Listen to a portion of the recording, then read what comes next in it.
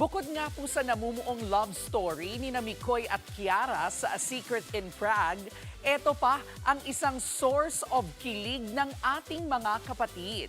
Ang younger brother ni Enrique Hill sa serye na si Mark Ian Garcia, aka Angelito Di Pinagpala. Nasa frontline na balitang yan, si MJ Marfori. Kailangan mo na mag-settle down, no? Sige ka, pag ikaw, tumanda ka mag-isa, ewan ko na lang sa'yo. Wow, makapagsalita ka para ipakuwi sa ating dalawa. Meet Starworks artist Mark Ian Garcia, aka Angelito Di Pinagpala, ang little bro ni Enrique Hill sa kapatid seryeng A Secret in Prague, ang bagong kinahuhumalingan at rising artist ng TV5. May tumawag na ba sa'yo?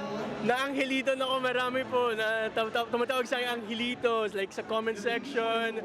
My friends, they call me Angelito or kapatid ni Enrique.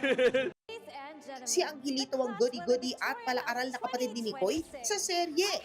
Kwento ni Mark Ian, brotherhood is real sa kanila ni Ken, on and off camera. He's like a brother talaga sa akin sa set. Sa set po. So, ginaguide niya po ako palagi. Pinaparamdam niya po sa akin na hindi siya mas mataas.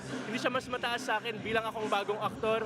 Pinaparamdam niya na napantay kami. And I think isa yun sa magandang natutunan ko kay Kuya Enrique na to stay humble and to treat everyone equally. Isa sa top lifestyle content creator si Mark Ian bago na-discover ni Starworks boss Jeffrey Mejio. At 1 year in sa TV5, doing stints as a vibe jock, thankful si Mark na nakuha niyang kanyang most career-defining role yet sa A Secret in Prague na still #1 sa Netflix.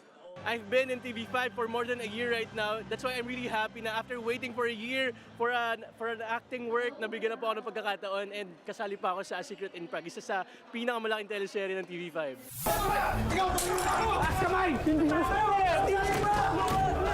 Wait, akala ko ba good boy si Angelito? Eh bakit na aresto?